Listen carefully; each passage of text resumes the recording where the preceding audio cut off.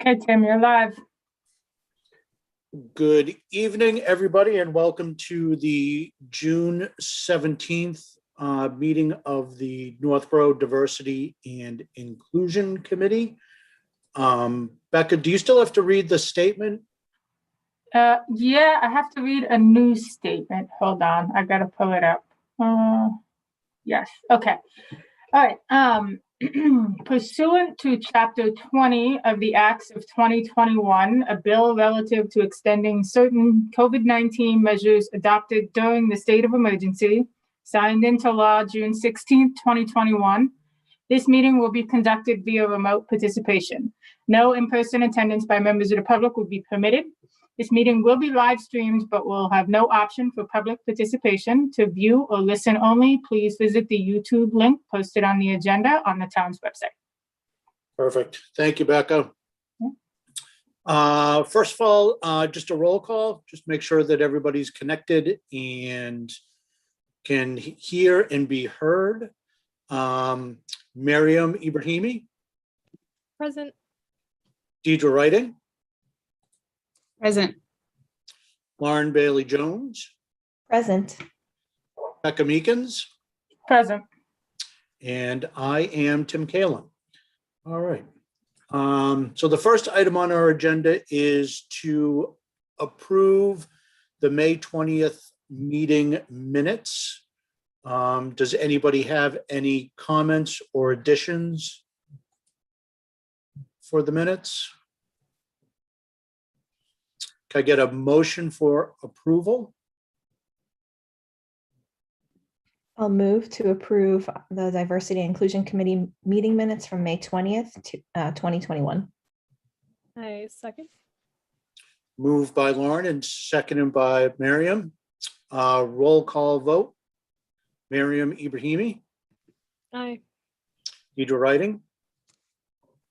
I'll abstain. I wasn't present. Oh, you weren't here. That's right. Lauren Bailey Jones.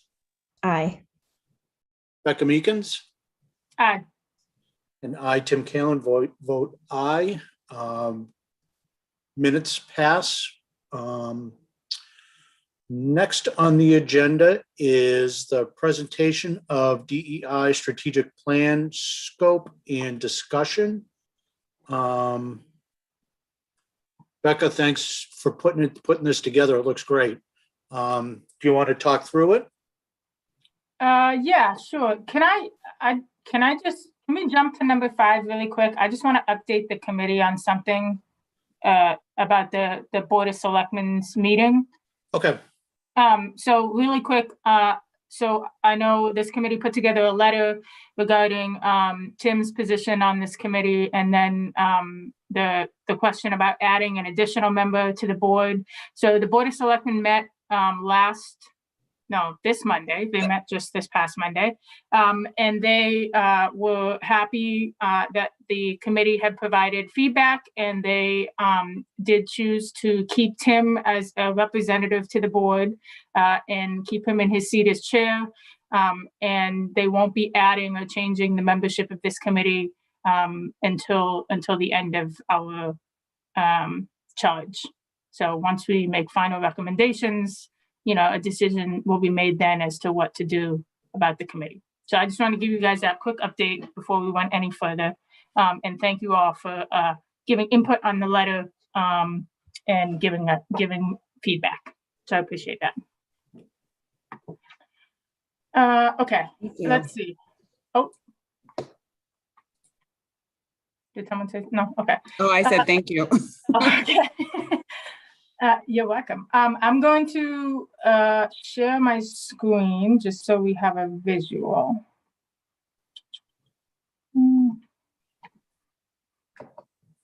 Okay. You guys see the draft? Yes. Yes. Yeah. Could you All right. maybe just zoom in a bit, maybe like Control+? Yeah, I can try this. Did you know that you have control too?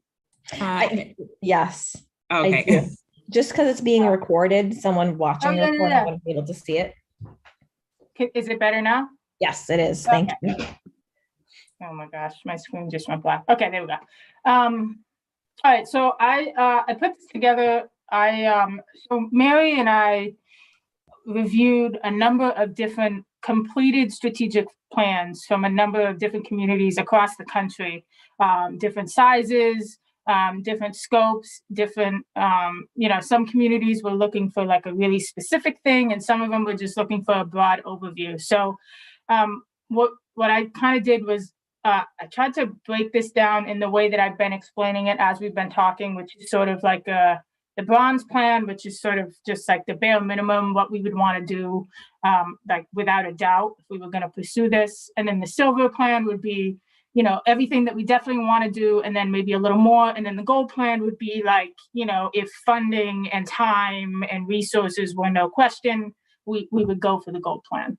And the way that I tried to think about it was in reviewing a lot of the other plans and scopes of work, I tried to include the most common themes that I saw with other communities and common themes from our discussions and put those things in the bronze category and just figured like these are the things that we should be going after no matter what. And then the silver category, things that I saw fairly often that we've maybe touched on but haven't really, spent a lot of time talking about.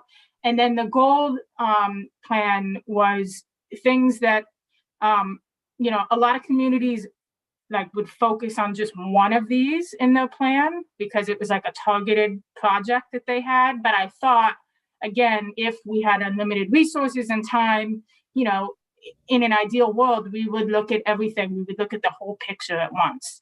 And so we would want to include all these different aspects while we were looking at the big picture. So I'm just going to run through each of them. Please feel free to jump in if you guys have thoughts or questions or whatever. So the first thing that came up here in the bronze category was basically just defining diversity, equity, and inclusion. And I think we want to add belonging. I know we had talked about that very briefly, and I have seen belonging. It's a lot more common now. And I do think that that's an important piece of sort of what we're trying to get at is that like intangible feeling of belonging. And so I think that that's important for us to consider, particularly when we're thinking about this committee long term and the role of the committee, the name of the committee. So I think defining what these things mean in relationship to Northborough, both the entire community and also internally the staff, I think that's really important. And this is something I saw a lot in other plans. And then I thought to take it a step further, maybe we would also have them provide some feedback on the DEI committee's mission moving forward. What would you recommend that we focus on? What would you recommend the structure of the committee be? Like, who are the people that should really be involved in these discussions, these ongoing conversations? Maybe we need to look at having like a minority business owner. Like, that's a thing that we don't have right now in town, I don't think, on this committee. But that might be like an important input that we just don't have right now. So I think that's something that we definitely want, without a doubt. The second big piece is the audit. And this is, probably the most common thing you see, which is we want you to just look at all of our policies, procedures, hold on one second. So we want somebody to look at all of our policies, our procedures, our municipal code and bylaw, look at the language and everything, look at how we're doing it, and tell us what we're missing. What can we be doing better? And this would include everything from our hiring processes to our internal and external communications, which I know is something that the community outreach group sort of focused on, is having like a targeted and planned communication plan for the town and possibly the school together. I think would be something we'd want them to take a look at. The overall culture of both the town and also, it's tough to like the culture of the town is a lot more difficult than looking at the culture of the workplace. When we talk of talk about town hall and all the services that we provide. What is that culture? A lot of times you see public safety culture is very siloed, and they're sort of like off on their own. It's like a totally different world in a police department than when you go into a town hall. So how do we align those things? And how do we improve them and make them more inclusive spaces? And then, provide recommended changes in additions to improve the overall outcome. One theme, and this is something that's important, I think, for us to stress in the scope of work, is that any changes that are being recommended need to come with, okay, what additional resources would we need to implement these changes? How much will it cost? How long will it take to implement? Who are the people that are going to be impacted the most by these changes? And so that's something that we really want to stress, particularly with this piece of the assessment, because we don't just want to know what to change. We want to know how to change it. And I think that's important. Let's see. So I did have surveys in here and focus groups. It's something that's pretty common with a lot of these plans. I know that we conducted a survey, which I think will be helpful to a consultant who's coming on, to provide them with some at least initial, baseline data that we gathered, and then they could go on and do a survey as well. I do have 2 surveys at a minimum in here. I don't know, I kind of just plucked the numbers. I think we need to flesh this piece out a little bit more, but I did have an internal survey, which would include both employees and elected officials. I think it's important to get the elected officials in somehow, somewhere. I don't know if they're in the same pool as employees, but I do think that they need to be a part of the conversation, because the relationship between staff and elected members is a really important one, and it's one that affects work culture, and it's challenging because it's not something you see in every workplace. Not everyone is having to interact with elected political leaders every day. So I think that's important, and I definitely want to make sure that we include them. And then using the survey data to inform focus groups. I know it's something we've talked about doing as a committee, but I think we definitely want to make sure that if we're able to pursue the strategic plan, we would want to work with the consultant to do more focus groups that are informed by the survey data. And then the last piece is training, developing a training manual or a training plan for staff. I did have a training. So one of the things that's a challenge, especially for communities of this size, is funding. Being able to provide training for every person that comes into the organization when they come in, like an onboarding training, unless we have received like a train the trainer model from a consultant, it's really challenging to do that because we can't bring a consultant in every time somebody new gets hired. We have to have the resources internally to be able to do at least that baseline training with new employees. So I want to stress that when we're talking about training, creating a model that can be sustained and managed by the internal staff, I think is important. I don't think that that's all the training. I think that's probably just like the introductory training that is managed. And I want to see a training program that goes beyond that, that's for everybody on an ongoing basis. But I do think that it's important to provide the ability for staff internally to do that initial training, because otherwise you're just not going to be able to keep up each new person coming on board with making sure they're getting that training when they start. Becca, is that true for online based training as well? That it's kind of like a pay-per-use type of thing, or? Yeah, it depends. It depends on what the training is. We definitely have access to free training through our insurance carrier. So they do. They have a whole host of online trainings, free trainings through the employee assistance portal, which is a service that's offered to employees through the agency. Excuse me. I think that, I don't know how to say, I think we need something more than that. And I do think if we were to move to something that's really valuable, training, particularly around this topic, you want it to come from people who are in this field, who are educated and informed, who are staying up to date on topics that are coming into this field. Typically, those do cost money. It would be much easier to have new employees watch a video. And it would, I think, check the box. I think we can talk about that more. I'm definitely open to it.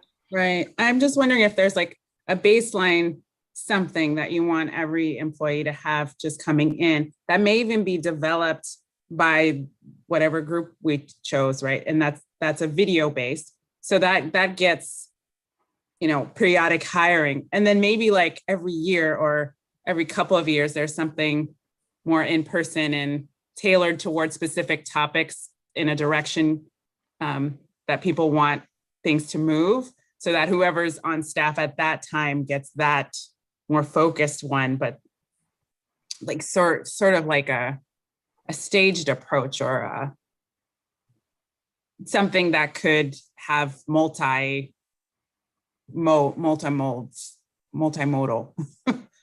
No, But- yeah, no, that's actually a great idea. I didn't even consider that the consultant could create the training that we would then own and be able to show to new employees. That's a great idea. So I did make a note about that. I think that's great.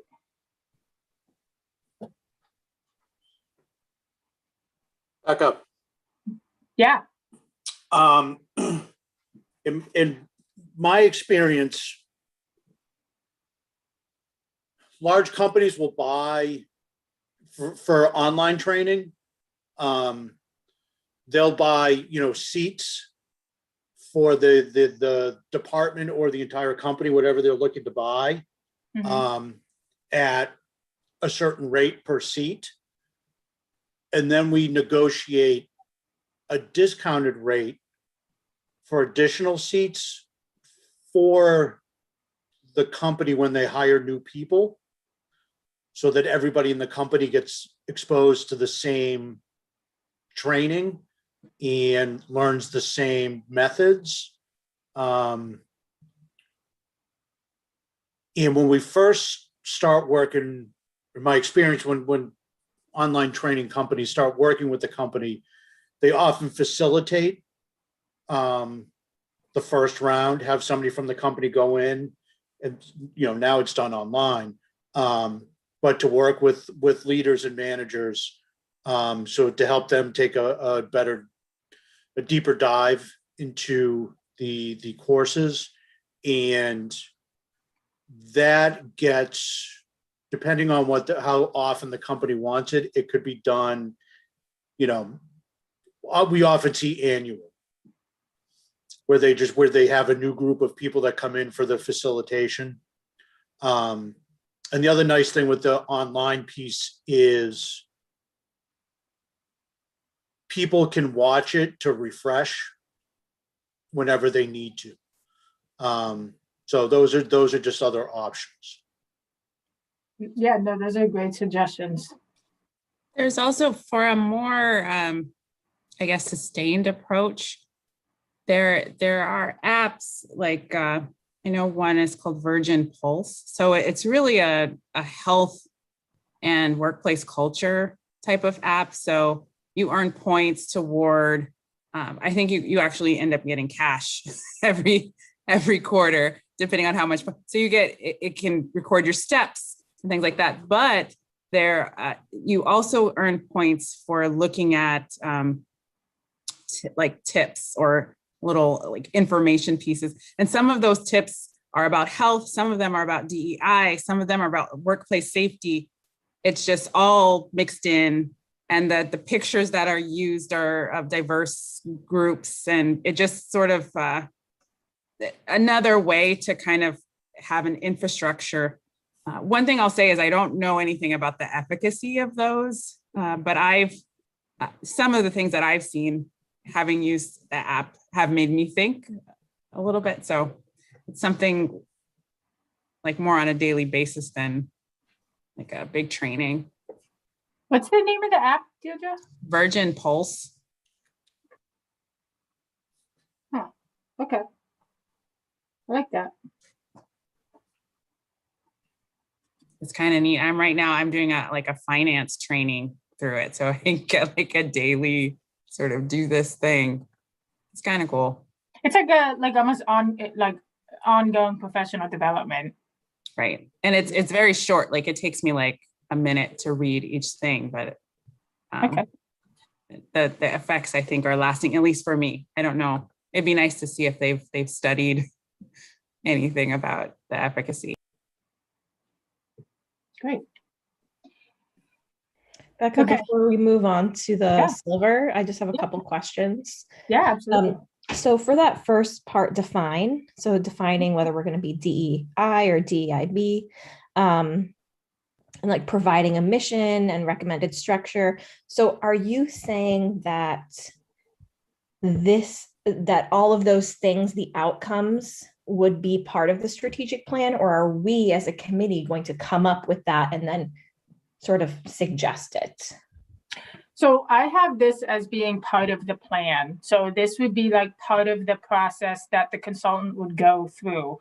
I do recognize that there's a little bit of a timing issue there because in theory, this committee will have already established a mission and a structure. But I do think it would be good for us to have the consultant look at what we come up with and maybe give us input or suggestions for change. You know, I don't know. Okay, so our recommendations to the Board of Selectmen will be made. And Mhm. then, in the strategic plan, there may be changes based on, the consultant. Yeah, Okay. I think so. Okay.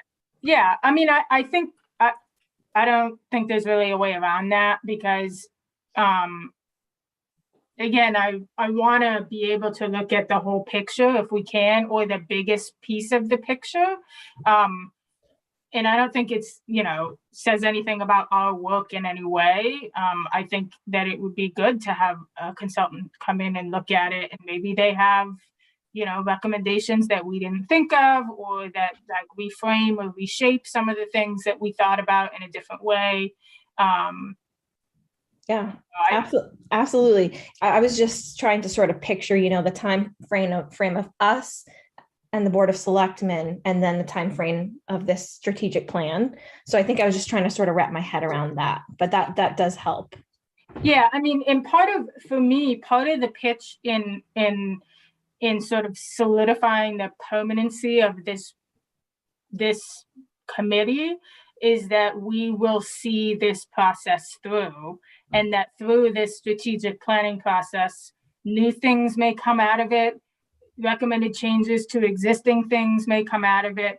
But I think it's important for us to oversee this process and for it to be another deliverable of this committee moving forward. Should we see a term beyond our initial scope, which I think we all hope that, that's the case.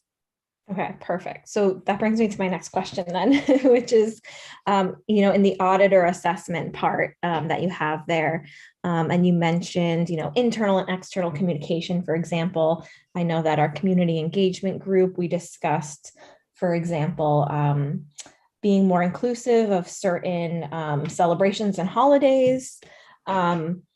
Are those still things that we can bring to the Board of Selectmen as recommendations, even though it's maybe not as explicit in the strategic plan? Oh, absolutely.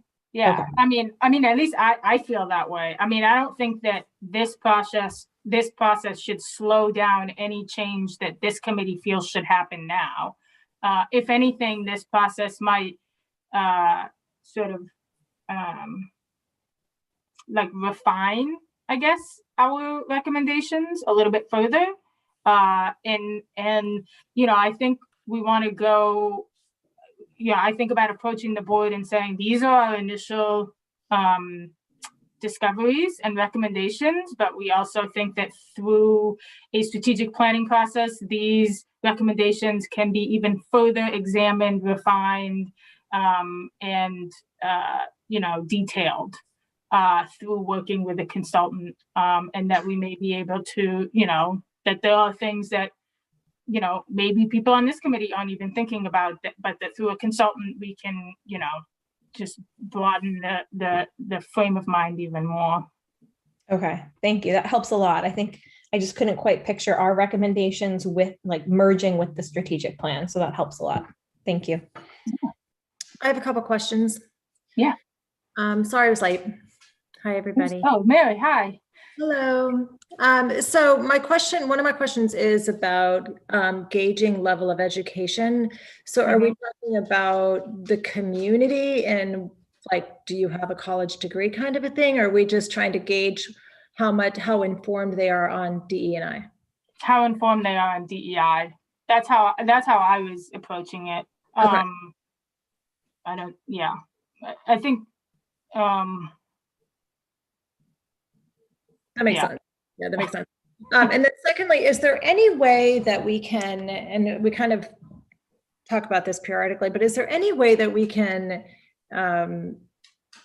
put forward some of our recommendations, like, you know, it's Pride Month right now and we haven't done anything, or do we have to wait until we present everything to the Board of Selectmen and have a plan and go through a consultant before? Because I just feel like the community doesn't see any of our results, any of our work. And it could be 2 years before we actually, if we go through a consultant, and you know what I'm saying? Does that make sense? Like, is there Yeah. any way to implement little teeny pieces that can have a really big impact on the community, that shows that we are working toward bigger results, but these are some baby steps that might have a really big impact on the community? Like, wow, that's really cool. You know what I mean? Is there any way we can do anything before we make recommendations? I mean, we can always approach the board. You know, there's nothing stopping us from going, you know, requesting to be before the board because we feel like there's something that should change now, or you know, something that's really urgent that we would like to see them address.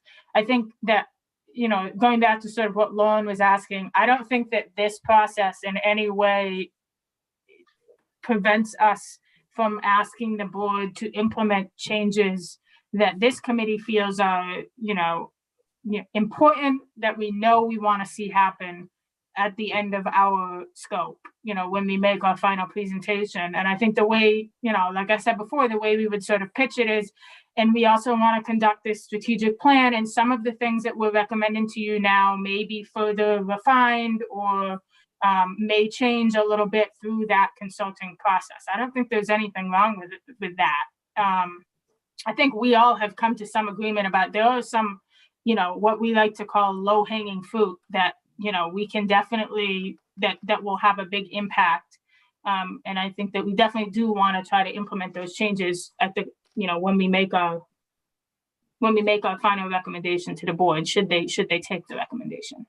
Yeah. And I guess I always go back to that sign in the center of town that, quite frankly, I don't see anything really big and important on it. I mean, there's some good stuff, but I just would love to be able to take advantage of that. It's like right in our faces in the center of town, and it would just be so nice to be able to promote some DEI related stuff, whether it's holidays or, I don't know.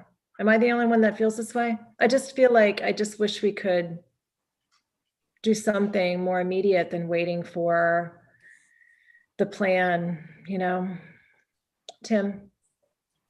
So I think when we make our final presentation to the Board of Selectmen, I envision there being a, much like Becca has it laid out here with the bronze, silver, and gold.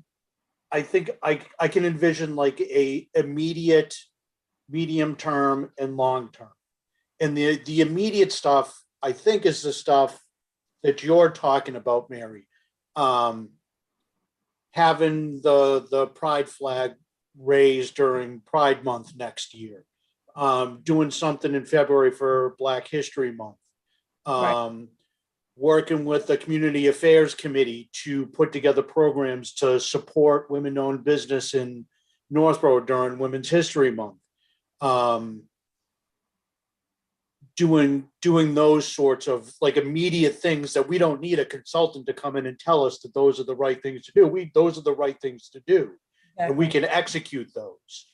And I also think too that when we go and meet with the Board of Selectmen, I think it's going to be next month, that when we go and meet with the board, I think we make a couple recommendations then too. For example, the Community Affairs Committee does the tree lighting in December. Well, there's no reason why that event shouldn't incorporate a variety of different beliefs and holidays. They just don't know. They don't have the funds or the ability to procure the stuff that they need to make it happen. So the Board of Selectmen, I mean, it's not high expense items, you know, would need some lights and some other things, but it's just more marketing and getting that out to the community. And the board just needs to say, okay, like, they can have some miscellaneous, you know, $150 for lights, and the DPW can help put them up. But I think that's part of the recommendations that we make in July. So I think there's, you know, does that help? Yeah, it totally does. Because I just don't want to lose momentum because it turns into a long process and people start to lose interest. I know for me, I'm one of those people who thrives on instant gratification. So if I have to wait 2 years to see results, I start to freak out. So not necessarily freak out, but I just like to see, you know, we've been all working really hard, and it's such a hot topic, and it means so much to so many people in so many different ways that I would love to see us be able to do something around the holidays that embraces everybody's, you know, backgrounds and makes everyone feel included and important rather than having to wait. And I think this plan is outstanding. And I don't know, Becca, if you were the author of it, you did a fantastic job. I know everybody had input, but it's great. My only thought was just, I would love to see something in the short term that shows that we're working on this. It's in progress. We know it's in progress, but other people don't know. You know, they saw the survey and then it's like, what's going on? You know what I mean? Yeah, and I think the consultant piece, there may be some aspects of immediate, but I really look at the consultant as more medium and long term. Yep. To help us work through some of those items that are more in depth, I guess. So, I mean, and it's, when I think about it too, when we make the presentation, like you lay all this stuff out to the Board of Selectmen, and you could say, well, here's your choice. The Board of Selectmen can take all this on, or you can have the DEI committee continue and become a permanent committee, and you know, we'll be the ones that committee will be the ones that handle this aspect of turning these words into reality. Right. And clearly the training and all of that is a much longer term goal. I totally understand that. I was definitely looking more toward the more immediate stuff. So I'm glad to hear that there are things that maybe we can do, you know, sooner rather than later. Yeah. And it's just the uniqueness of working through a municipality versus a private organization. Right. Like if this was a private organization, we'd be doing this stuff now. Yeah. You know, it's just the working with the municipality. That's just not how it works. It's everything just takes longer. But there's certainly, once we get board approval on doing things, then we can start doing things. It's just a matter of getting all of what we want to do and get all that crystal clear so that when we present it, easy for them to approve, and then we can move forward. So, you know, we make Do you that presentation. anticipate- What's Do you that? anticipate the meeting in July getting any kind of approvals on anything, or more just information exchanges? And it's not really a time for getting really anything approved, right? Well, like I said, I'm gonna recommend that the Board of Selectmen work with the Community Affairs Committee to make sure that they have the resources that they need to convert or expand the tree lighting from just a tree lighting event to an event that incorporates all holidays and all religions. You know, at the end of the year, there's, 4, 5, 6, 7, 8, I don't know, different holidays and religions that celebrate at year end. So they should all be incorporated into that event. And like I said, the Community Affairs Committee may need a couple bucks to make that happen, and some additional time from the DPW. And that's something that the Board of Selectmen can do. And then once they approve that, then we can work with the Community Affairs Committee to help them put that together and certainly execute on the marketing and sharing the event out in the community and talking with people about it. Okay, sounds good.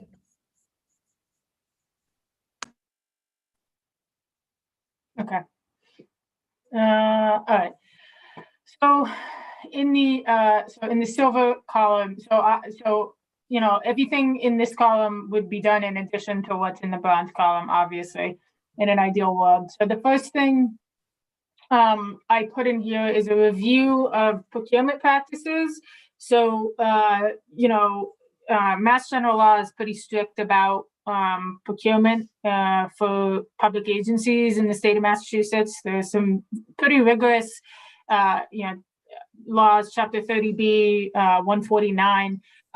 But there are programs that out there that you can implement that will provide additional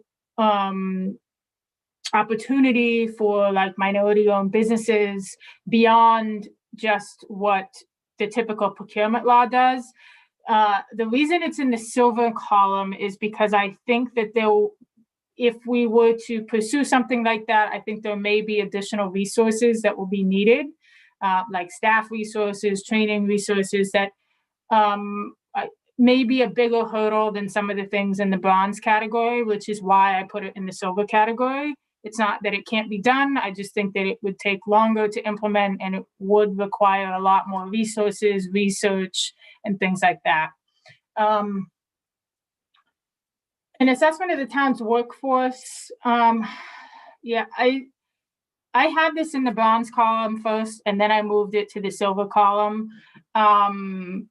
This would really be just comparing the town's workforce, existing workforce, with the town's census information. And where are we lacking? Where are the gaps? In terms of recommendations on how to implement positive change, I think we're going to get a lot of that anyway through the audit and assessment piece when we talk about recruitment and hiring. I almost think that this is going to get covered anyway. But I did put it here, in the silver column. If we wanted to add it as a bullet point, as a deliverable, we could. I'm just not sure that it maybe needs to be called out specifically, I guess. And then the last piece in the silver column is something we've talked about quite a bit. And I think this piece ties in a lot with the community outreach and engagement sector. It ties in a lot with some of what Shika is interested in, which is creating like a guide for ongoing community outreach and education around issues of racial and social equity. So I almost sort of see this piece, if we were to pursue it, would really overlap a lot with a lot of the work that Miriam and Lauren and Deirdre have already done. Like the Lycea, I think, would be a big piece of this if we were to pursue it.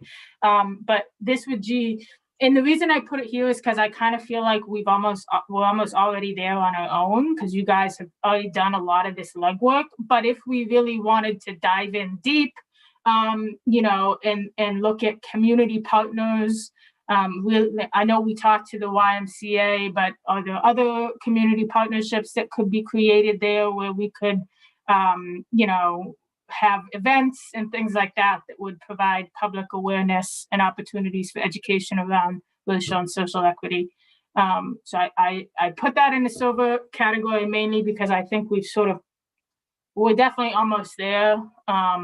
You know, if we wanted to go a little bit further though, it would be something we could include.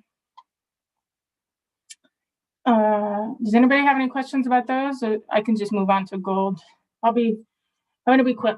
So the gold category, this is like the nice to have, but you know, I think these things would take a long time to implement. Not so much the first one. This is increased civic participation. So talking about how to get diverse voices involved that are not involved now. You know, I went back and forth between having this one in the silver category and then I put it in the gold category. I'm open to I'm open to moving any of these around in any way you guys see fit. Honestly, if you think they should all be in the bronze category, that's fine with me too. It's just, you know, I think this would take a lot of time is why I put it here. I think that you can come up with strategies, recommendations, programs, but I think that you won't see change for a long time. You may not see change right away, which can be frustrating for some people. So I ended up putting it in the gold category because I almost think that if we were to pursue a program like this, we would almost do it like a targeted approach, where we would say we want to focus on increased civic participation exclusively. And we're going to put everything else aside and we're just going to look at like what are the things that we can do to increase communication to minority groups, people who aren't as involved today, but we want their voices, work with the schools. I think this is probably where a partnership with the schools would come in really handy because they see a lot more interaction with a much larger population, like much larger piece of the Northborough population than say like Town Hall does. And they do it on a regular basis. So I put that in the gold category. I'm open to changing that. And then the last thing I have in the gold category is examine the potential for a targeted economic empowerment program. So a lot of, I don't say a lot of towns, but some towns have economic development funds where the town identifies a funding source and basically a committee, and they allow grants and people who have business ideas and need funding opportunities to come to a town, and the town will assist them with those funding opportunities. And I thought about like in an ideal world where resources were not in question, and staff time was, we had all the time in the world. This is a program that I would really, really love to see. I think it's important, but it is a huge hurdle legally, politically, financially. It would take a long time to get something like this off the ground. It would require a lot of education, I think. But I did put it in the gold category because I do think it's something we should keep in mind for the future. I do think that providing opportunities for minority-owned businesses is something that, we haven't really talked about as a committee yet, but I do think it's something that we should start to think about. It's one of the topics we haven't, we haven't talked to, have we talked to any business owners in town?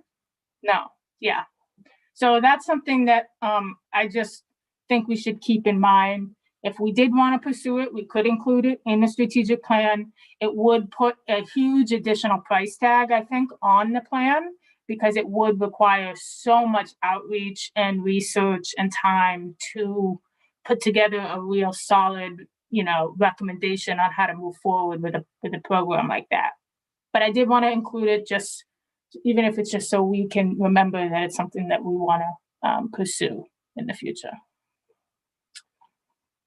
So the last piece is the pricing. These numbers are very rough. They're definitely not set in stone. I have not actually talked to any people who do this work yet. I have only talked to communities who have conducted these programs with consultants. And so that means I've talked to people in California, I've talked to people in Oregon, I've talked to people in Texas, talked to some people in Massachusetts. So the pricing I have is all over the map. So it's not specific to Massachusetts at all. And obviously geography is going to play a huge part in pricing. So I need to sort of refine these numbers a little bit. This is sort of the ballpark of where I am. But I do have on my list to reach out to some consulting firms who actually do this work to find out, if we wanted to pursue this realistically, what would we be looking at? So that's where I'm at. You guys have any questions? Becca, I don't expect you to know this, but it just, do you know how many taxable homes, or how many homes pay property taxes in the community? It's like, I want to say 5,500, but I can't remember if that's. I can find out. I don't know off the top of my head, but I'll find out.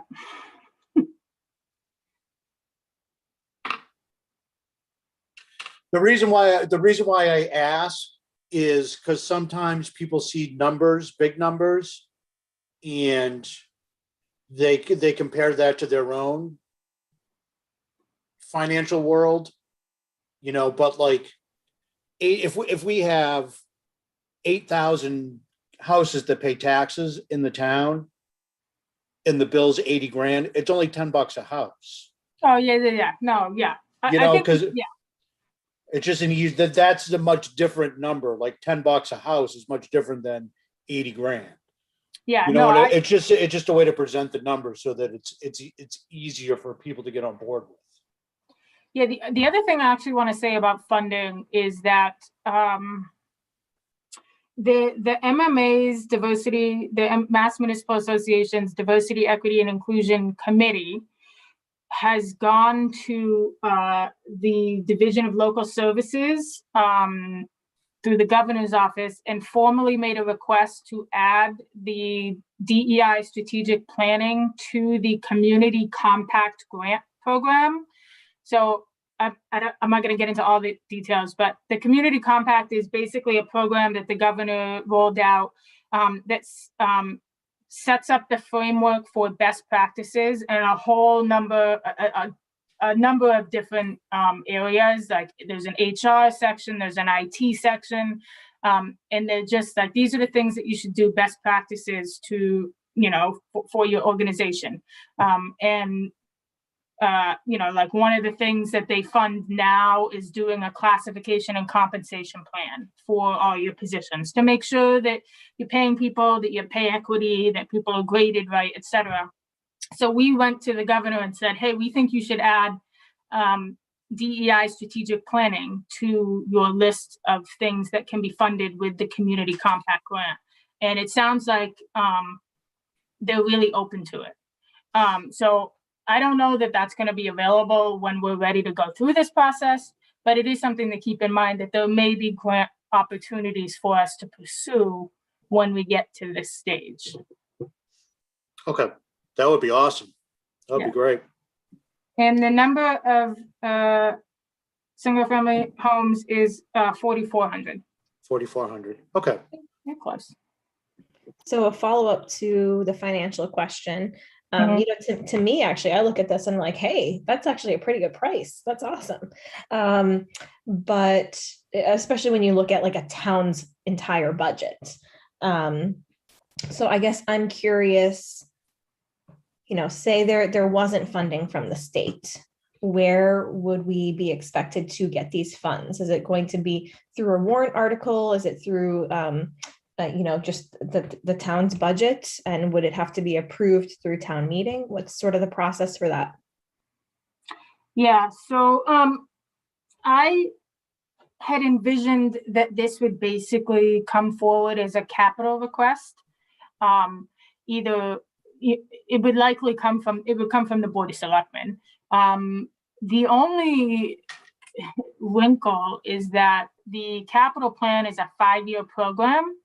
So typically you have to wait 5 years to get whatever you want funded. Unless there's, a threat to life and safety, health and safety, something like that. So I think that we're going to have to do some, convincing that this is an urgent matter. And I do think there's something to be said for, we are talking about health. We're talking about public health. And, we're going to have to make the case that this maybe gets bumped up a little bit. I don't think we want to wait 5 years to do this. I think there's definitely a need to do it. I know we all know there's a need to do it now. We just have to convince everybody else now that there's a need to. That I think that's sort of the avenue I had imagined. And that's sort of why I had laid out the budgeting timeline when we had sort of talked about like, when do we need to be ready to prepare? It's to line up with that budget timeline so that we can get our request in for the next fiscal year. As you were talking, I was thinking it would be great if we could brainstorm what types of data would be helpful in making that case, so that we could have sort of a data-driven approach. That would be my preference than relying on other people to just agree that this is urgent. Hey, Becca, has John confirmed a date yet to come in? He was going to come in the 1st of July, but he actually had something come up. So I'm going to try to get him in the first meeting in August. Okay. Because we're going to be before the board on the 19th. And he actually won't be here that week. So the next opportunity for him to come in will be the first week in August. Okay. And then to Deidre's point on the data-driven approach, I think one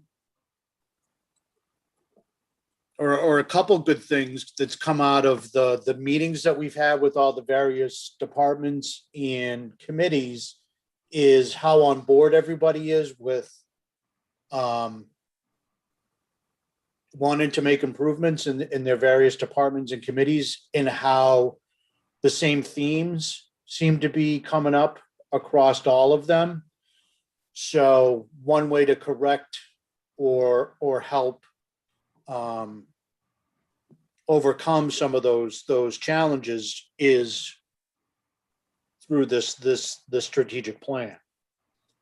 So we've heard from people. It's not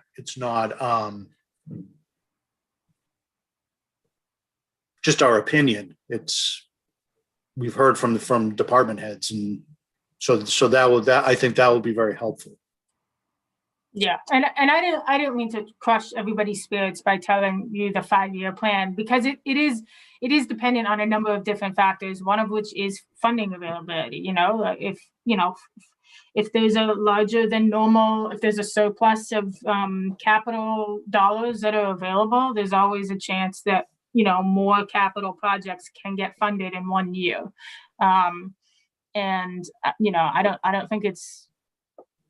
I think we should be going into this as if it's going to get funded in FY23. That should be our position A, B, and C as far as I'm concerned.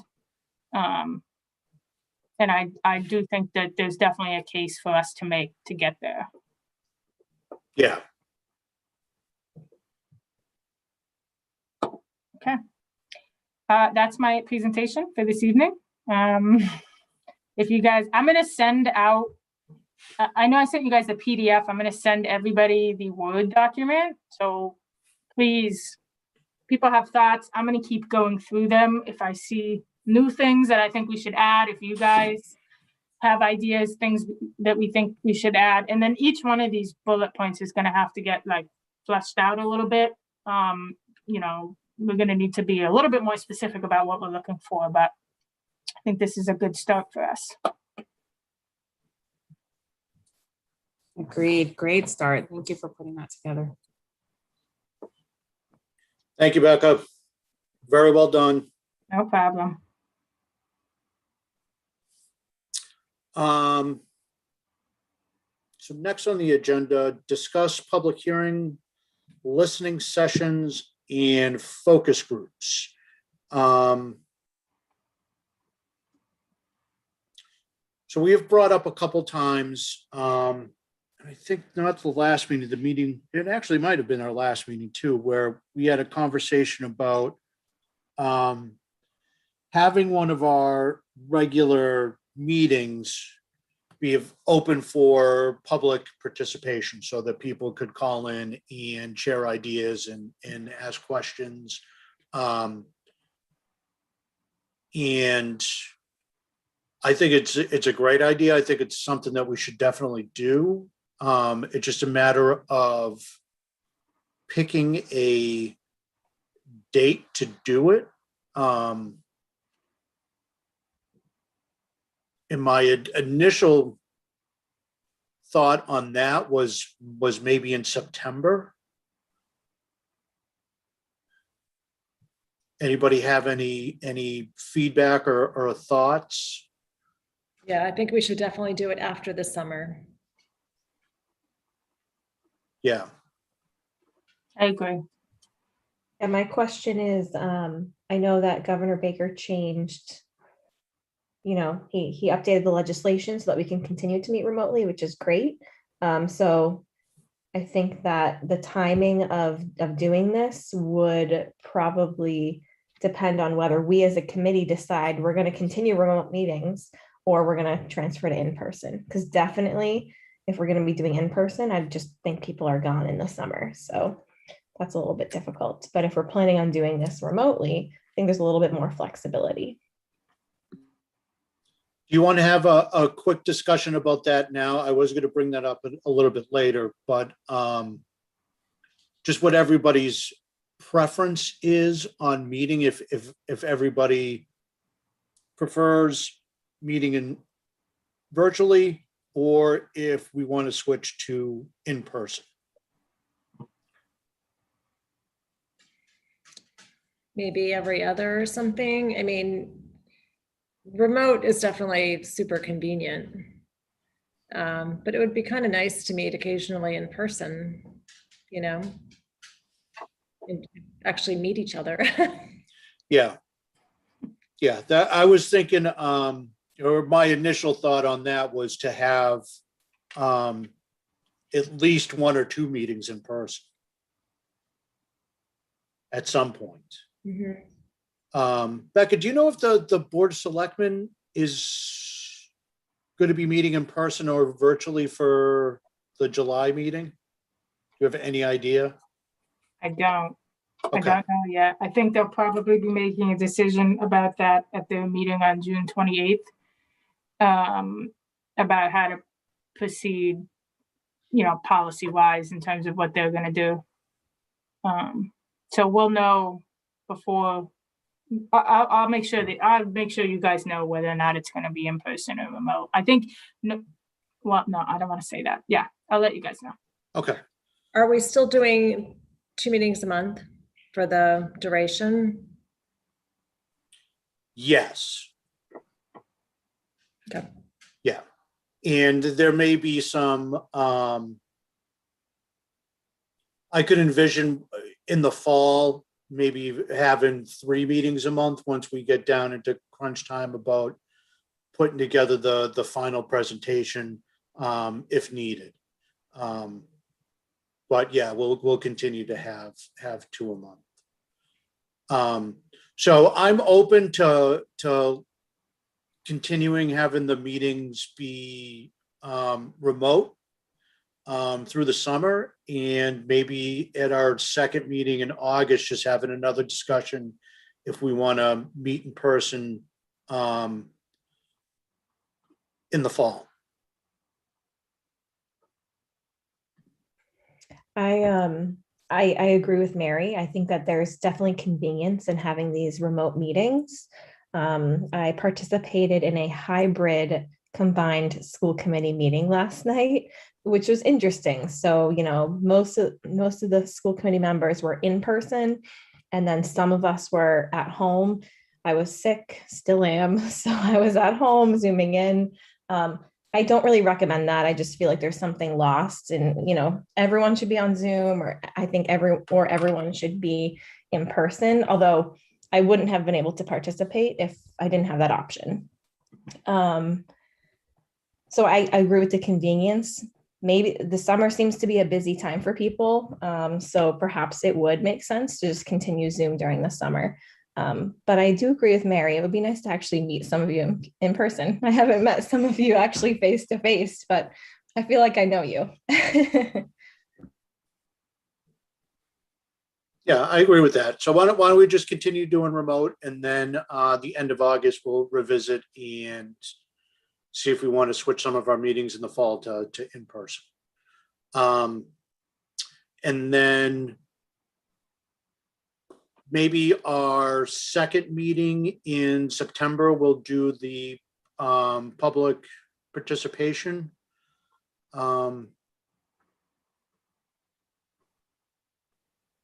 And just open up. So that date, I was taking a look. So that's Yom Kippur, which is September 16th. So we may need to switch it to the following week. I know Okay. that I think the school committee had a meeting during Yom Kippur last year that we switched the date to. Yeah, we'll need to switch the date. Okay. So that's the 23rd. Is that what we're talking about? Yes. Yeah, The 23rd of September? Yom Kippur falls on the 16th, which is that third Wednesday, third Thursday in September. There's actually 5 Thursdays in September. So the 23rd would be the following week. Okay.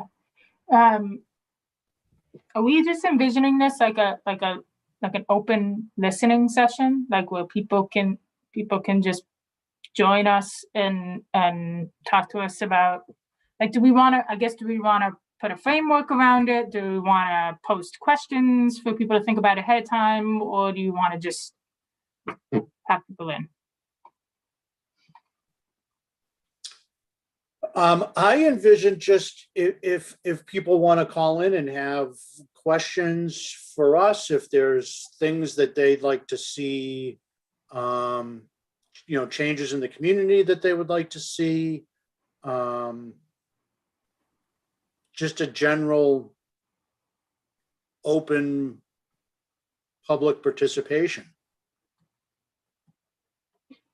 Okay. The only thing I would say is that if we want to get, I'm sorry, Ron, if we want to get maximum participation, we should do a lot of I don't know if advertising is the right word, but we definitely want to get the word out, especially given that it's the summer now, people aren't really around. So if we're sure on the date, let me just make sure we have a Zoom thing for that. I just want to make sure we have the webinar license available.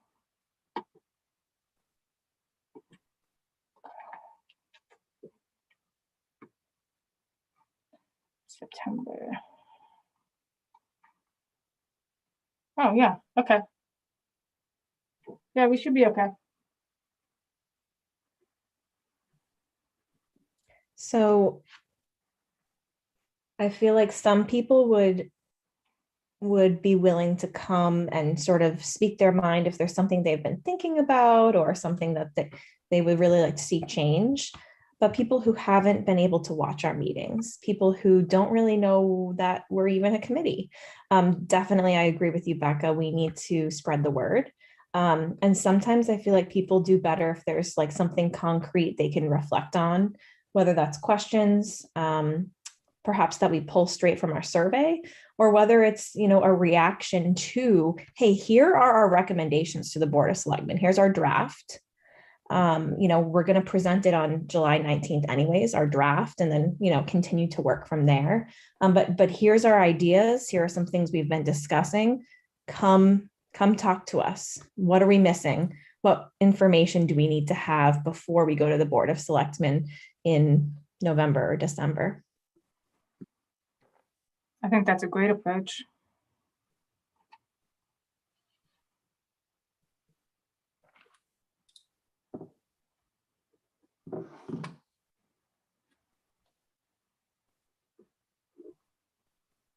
Are we all in agreement that it should be virtual? That we think that'll get the most participation? Okay, just want to make sure.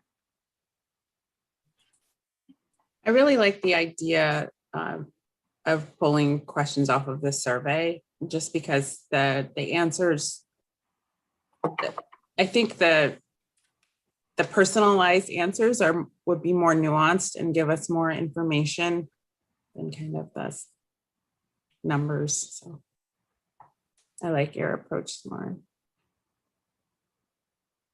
It might be helpful too. If there are specific community members that we either know or know of, to reach out to them and say, hey, we need you to come.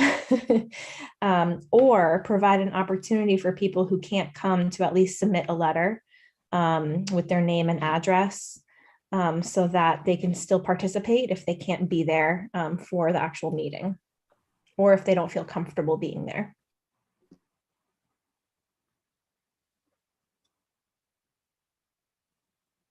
I think it would also be good to hear from people that are excited about the work we're doing. That I know I have talked to people and they feel more included in the community just because this committee exists, and they know that the community is going to take active measures to make improvements, and they just feel they're impressed by it. They're just very, I don't know what the right word is to say about it, but they appreciate it. So it might also be a good opportunity to hear from people that, so some of these, the goal of these changes and activities will have a positive impact. And to hear from people about the positive impacts that these things will have.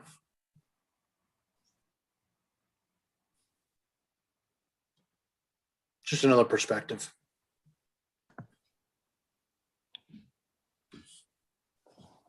I think it's important to get feedback, live feedback from people, face to face, not through a survey. Yes.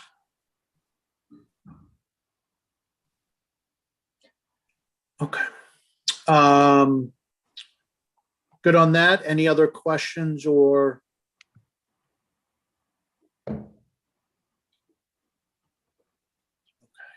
I think we should create like a poster or something that's easy to post on social media, wherever, something that's quick, gets the information out there, maybe provides a link or a place for them to go and find the draft report to review. I think that would probably be helpful, and then people can share it and so on, instead of just like text on a website. Yes. I agree with that.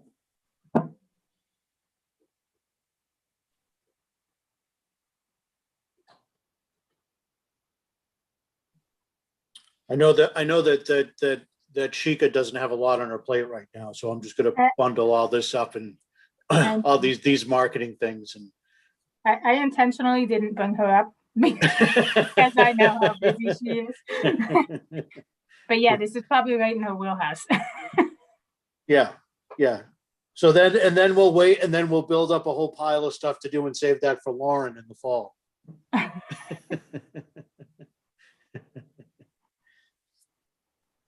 All right. So next on the agenda, draft statement on LGBTQ and Pride Month. I have had this on my list to dos for 2 weeks and I just haven't had time to get to it. But I can work on it this weekend if we want to get something out next week. I think it would be great if we had like any suggestions, and maybe we just filter them through you, Tim, since you're the chair, as long as we're only going through you. And then maybe you could use some of our ideas. Yeah, that would be great.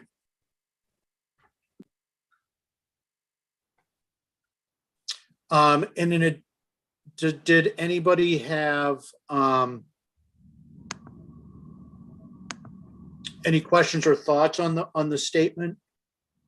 But like Lauren said, if you do, you just shoot me an email or give me a call. That would be great. I know I wasn't at the last meeting, so maybe you mentioned this. What's the avenue for distributing this statement? The same that we've used in the past for the statement, the town website, social media. Sometimes the local newspapers pick it up and put it into the paper. Okay, thank you. Has there been any discussion the last meeting about Juneteenth and whether we're going to be having a statement for Juneteenth? Did that come up last meeting? No, but that was my next question was for the committee was, since it was just signed as the first federal holiday since 1983 today. It's a fairly important event, I think. And if or what we should, as a committee, say, do we need to say anything? What do we say? So Juneteenth is Saturday. Is it possible to do something sort of before or on? Because afterward, it especially for Juneteenth, it kind of loses. You missed it. You missed it. I don't know what anybody would say afterward, per se. So that's one thing to consider. Yeah, and then I'm not sure that everybody knows about it. It's become more because it's but I think some education around what it is and what it means would be important to spread the word. I don't know. Do you think it's more common knowledge than I think? I grew up figuring out that this was something that I celebrated that nobody ever talked about. So I've always had the impression that people don't know what it is, but maybe that's changing. I mean, it's a national holiday now. It's been in the news, so. Yeah. I mean, I'm embarrassed to admit that I did not know about it until maybe 5 or 6 years ago. So I do think it's a vastly undereducated or doesn't get the recognition or the understanding that it deserves. So I think if we were to put something out, I think an educational component to it would be terrific.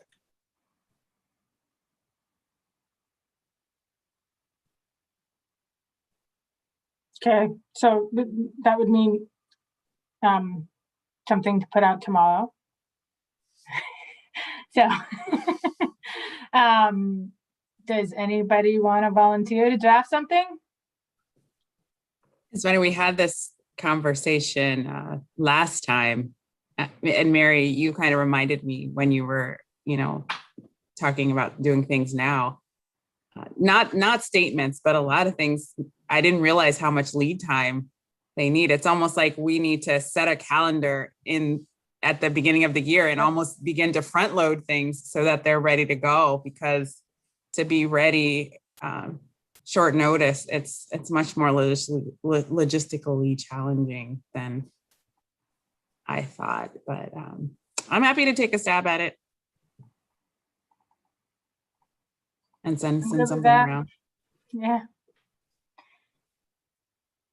That'd be terrific. I really like your idea about, that educational piece, Deirdre, of, what is Juneteenth, right? Because I do agree, people don't know what it is. People are starting to know what it is because, well, it's a federal holiday now. I think in the last year or two, more people have become educated. But I think that educational piece is really important. Like, why even acknowledge Juneteenth? Why is it important? Right. Okay, that sounds great.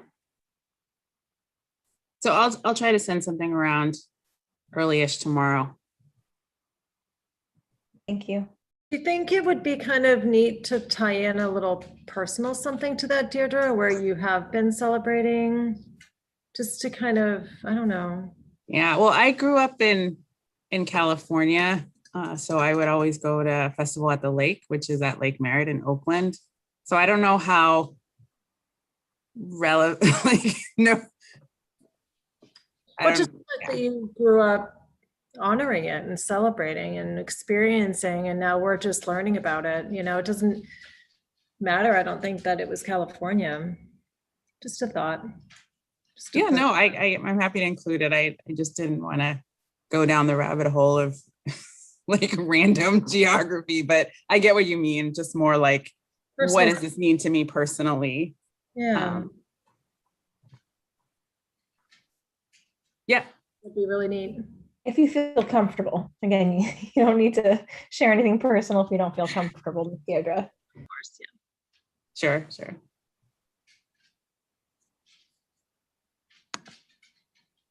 Great.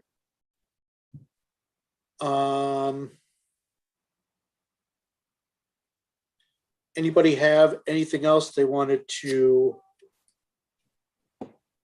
discuss tonight? I was curious if at the last meeting, Hamilton discussed Ashika's marketing plan, like social media marketing plan. Did that come up at all? No. Okay. They had talked about working together Yeah. on Yes. something. Yeah. But So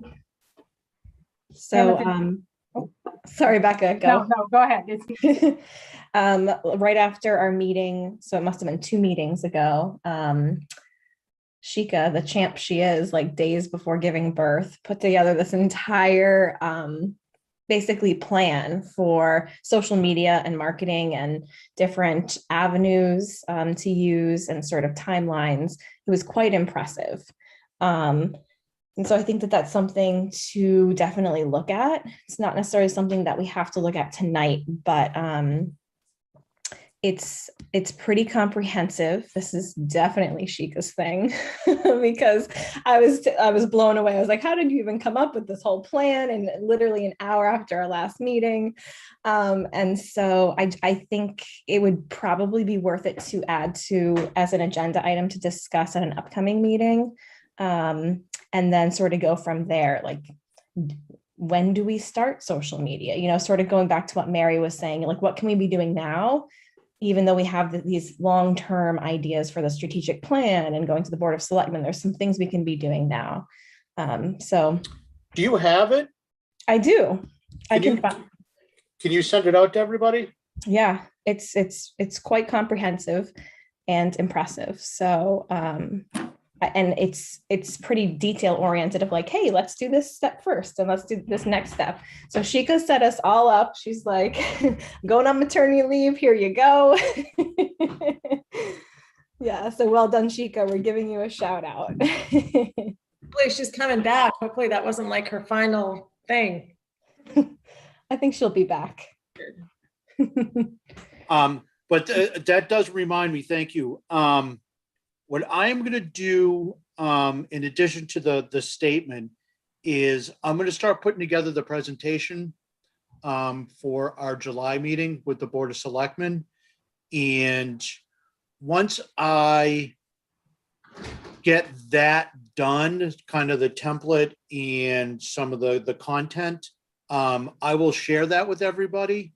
And then if people want to make notes or suggestions or comments or additions, so that way when we meet, Becca, we're meeting July, 19th. but we're having a DNI. So we have a DNI meeting July 1st and July 15th. So we're gonna have 2 more meetings before we go before the board. Okay. Yeah. All right, because then at those 2 meetings, then we can discuss. So that way on the 19th, we're good to go. But I'll start working. I'll probably get that out to at least slide deck with some notes and some content to everybody next week. Do we have anyone joining us at our next meeting? Any guests? Yes, we have the library director, Jen, and the senior center director, Liz, will both be joining us on July 1st. One thing I was thinking about, thinking about what Mary said, in preparation for a meeting before the board, and now, I mean, I haven't seen Sheikah's plan yet, but I'm sure it's as good as you say it is. I'm wondering if that might be something we can have a discussion with the board about in terms of getting the thumbs up for us to move forward with a social media plan, because it would give us a communication outlet directly that wouldn't require like going through the town website, something that we could have control over to put things like statements out. Obviously, we need the board's approval to do that, but the meeting on the 19th, now that Sheikah's put together this plan, might be a great opportunity for us to pitch that. Mm-hmm. Definitely. So she said in her email, here's her plan. And then her proposed next steps are for us as a whole broader team to discuss. So once I send that out, we can discuss at an upcoming meeting and then include it in the Board of Selectmen meeting on July 19th. And then if approved, proceed, but basically develop a content calendar and then commit to that distribution. That's perfect. It's exactly what Deirdre said we should do.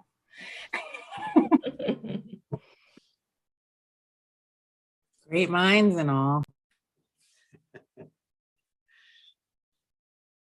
All right, that all sounds good. Anything else? Can I get a motion to adjourn? Motion to adjourn. Second. Motion to adjourn by Deidre, second by Becca. Roll call vote. Lauren Bailey Jones, Aye. Mary Leach, Aye. Miriam Ibrahimi, Aye. Deidre Riding, Aye. Becca Meekins, Aye. and I, Tim Kalen, vote aye. We are adjourned. Thank you, everybody. It was good seeing everybody. See you in a couple Take care, weeks. everybody. Good Get night. better, Lauren. Thank you.